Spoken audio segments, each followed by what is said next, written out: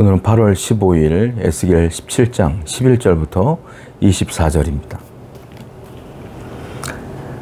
그 왕족 중에 하나를 택하여 언약을 세우고 그에게 맹세하게 하고 또 그 땅에 능한 자들을 옮겨간다니 이는 나라를 낮추어 스스로 서지 못하고 그 언약을 지켜야 능히 서게 하려 하였음이거늘.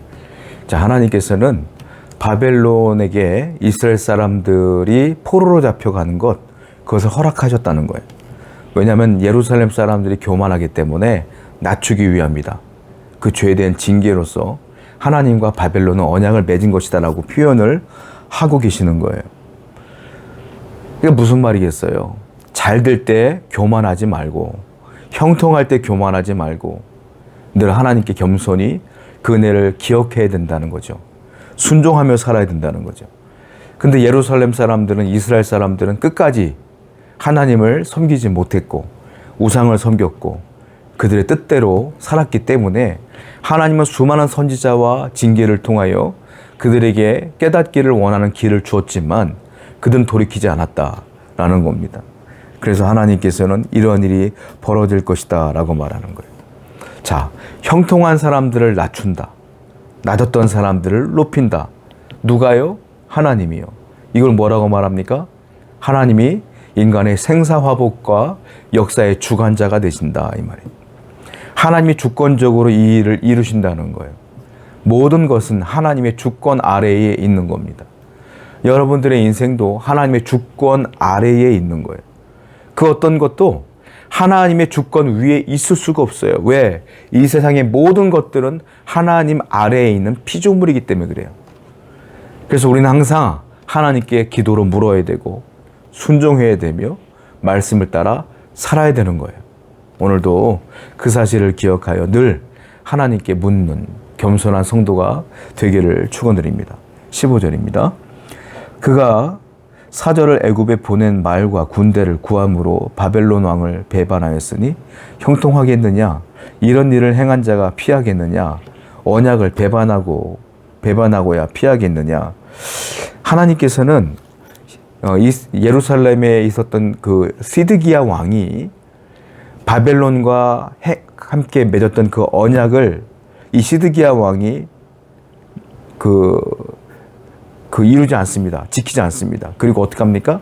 자기들을 구해달라고 주위 나라 사람들에게 요청하는데 그 당시에 애굽이라고 하는 나라를 요청의 대상으로 삼죠.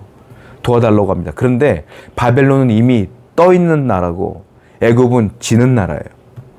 그러니까 애굽이 돕는다고 해도 이 일이 해결되겠느냐는 거죠. 해결될 수 없어요. 바벨론은 그 당시 세계 정복을 했던 나라이기 때문에 하나님은 유다 땅을 사랑했던 하나님께서는 당분간 바벨론의 지배 아래 있는 것이 그들에게는 안전하다고 판단하신 겁니다. 그래서 그들에게 포로로 잡혀가는 것을 허락하신 거예요. 자, 시드기야 유다 왕과 바벨론 왕이 그들이 바벨론이 그들을 다스리겠다고 했던 그 언약을 맺었는데 그 언약을 맺어놓고 시드기야가 뒤로 애굽을 또 의지하고 애굽과 또 언약을 맺는 거예요. 그 하나님께서 뭐라고 말해요? 시드기야 왕과 바벨론 왕이 맺은 언약을 하나님과 맺은 언약이라고 표현해요. 하나님의 뜻이 그랬기 때문에 그래요. 그런데 그 하나님의 언약을 파기했다라고 하나님께서 말씀하시고 그거를 배신의 길이다 라고 하나님께서는 말씀하시는 거예요. 하나님은 어떤 분이냐? 신실하신 분이에요.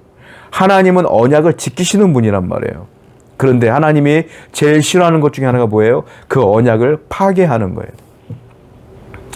시드기야 왕은 그 언약을 파괴했어요. 그래서 하나님께서 그걸 배신이라고 표현하는 거예요. 여러분, 우리는 성도는 하나님과 언약을 맺은 존재예요. 뭐예요? 하나님께서 우리를 예수 그리스도를 통하여 구원해 주셨어요. 나는 예수를 믿으면 구원을 받아. 하나님과 나 사이에 언약이 맺어졌어. 그러면 구원받은 성도는 하나님 믿는 사람답게 빛과 소금처럼 살아야 돼. 하나님과 언약을 맺은 거예요. 하나님의 영광을 위해 살아야 돼. 하나님과 언약을 맺은 거예요. 과연 지금 여러분들은 그 언약을 지키고 있나요? 지키셔야 돼요. 성도답게 사셔야 돼요. 성결하게 사셔야 돼요. 거룩하게 사셔야 돼요. 죄를 멀리하며 사셔야 됩니다. 그것이 우리의 사명이고 그것이 우리가 하나님의 언약을 지키는 길이기 때문에 그래요. 22절입니다. 주 여호와께서 이같이 말씀하시되 내가 백향목 꼭대기에서 높은 가지를 꺾어다가 심으리니 내가 그 높은 새 가지 끝에서 연한 가지를 꺾어 높고 우뚝 솟은 산에 심되 이스라엘 높은 산에 심으리니 그 가지가 무성하고 열매를 맺어서 아름다운 백향목이 될 것이요 각종 새가 그 아래에 깃들이며 그 가지 그늘에 살리라. 여기 보면 백향목 꼭대기에 있는 나무를 꺾어다가 우리 하나님께서 새롭게 심겠다. 이스라엘 높은 산에 심으리라 이렇게 표현하고 있어요. 자, 이건 누구를 예표하는 거냐면 그 백향목에 많은 새들이 모여 있을 것이다 이렇게 표현하고 계시는데 예수 그리스도를 예표하는 장면인 거예요.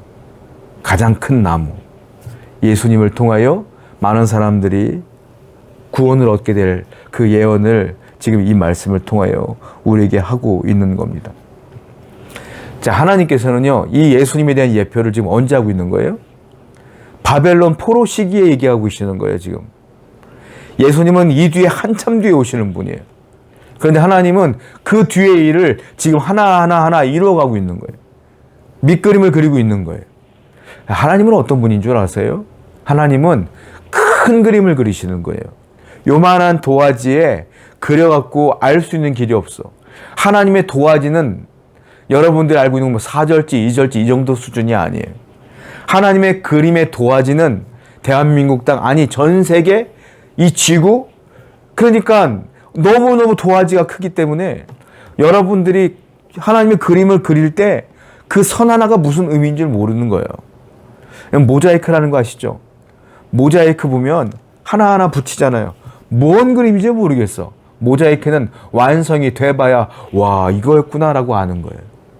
하나님의 그림판은 너무 커. 그래서 모르니까 어떻게 해요? 왜 안 돼요? 하고 원망하는 거예요, 여러분들. 하나님의 큰 그림을 볼 수 있어야 돼요. 하나님은 아담과 하와가 죄를 지었을 때 가죽옷을 입히셨어요. 창세기에 나오는 말씀이시죠. 가죽을 만들려면 짐승이 죽어야 돼. 짐승의 피가 희생되어져서 아담이 죄가 용서받는 거예요. 그 가죽옷은 예수님을 예표하는 거란 말이에요. 이미 창세기 때부터 아담이 죄를 지었을 때부터 구원하실 계획을 세우신 하나님이신데 그 놀라운 큰 그림을 저와 여러분들이 어떻게 알겠냐고요. 성도 여러분, 그러므로 우리는 하나님이 하시는 일이라면 그냥 놔두는 겁니다. 그냥 받아들이는 거예요. 순종하는 거예요. 순응하는 거예요. 그게 은혜야. 여러분들이 이건 왜 안 됩니까? 내 계획대로 이렇게 되는데 왜 안 됩니까? 그거 왜 물어봐요? 여러분들의 그림이 그렇게 커요? 여러분들의 인생의 그림을 여러분들이 그릴 수 있어요? 여러분들이 하루 뒤에 무슨 일이 벌어질지, 어떤 일이 벌어질지, 누구를 만날지 알 수 있어요? 버스에서 누구를 만날지 알 수 있어요? 모르잖아요. 그것도 모르는데 하나님한테 가르쳐. 하나님, 제가 몇 월 며칠 때 이거 해결돼야 됩니다. 안 되면 저 죽습니다. 큰일 납니다. 어떻게 해, 우리가. 그냥 하나님이 이루시는 대로 순종하며 그 위기를 내가 믿음으로 이겨낼 수 있도록 도와주세요 라고 기도할 뿐이에요. 다시 말씀드려요. 하나님은 여러분들이 망하는 걸 원하지 않아요. 여러분들을 사랑하셔요. 그 사실을 기억하여 이겨내시기 바랍니다. 24절이에요. 들의 모든 나무가 나 여호와는 높은 나무를 낮추고 낮은 나무를 높이며 푸른 나무를 말리고 마른 나무를 무성하게 하는 줄 알리라. 나 여호와는 말하고 이루느니라 하니라. 하나님께서 뭐라고 말해요? 높은 나무는 낮추시고 낮은 나무는 높이시고 푸른 나무는 말리고 마른 나무는 푸르게 풍성하게 하리라. 누가? 하나님이. 하나님의 주권으로 하나님이 하신다는 거예요. 잘 되고 안 되고 마르고 풍성하고 높고 낮고 다 누가 하는 거라? 하나님이. 성도는 그걸 기억해야 돼요. 내 인생의 모든 것은 하나님께 있어요. 주권은 하나님께, 내 인생 내게 있는 게 아니래요. 하나님께 있어요. 그러므로 오늘도 여러분들의 인생을 살아갈 때에 매일 기도하세요. 매일. 그리고 매일 맡기세요. 하나님께. 하나님, 내 인생 이끌어 주십시오 라고 맡기며 살아가면 하나님이 낮은 여러분들을 높이실 것이고 말라있는 여러분들에게 푸른 풍성함을 주실 거예요. 죄를 지어서 내가 풍성할지라도 죄를 지었다면 하나님 말리기도 해요. 그러니까 늘 겸손하게 하나님 의지하며 살아가는 여러분 되기를 축원드립니다. 기도하겠습니다. 하나님 감사합니다. 모든 주권은 하나님께 있음을 기억하여 늘 겸손히 주님께 나아갈 수 있도록 도와주시옵소서. 예수님의 이름으로 기도드렸습니다. 아멘.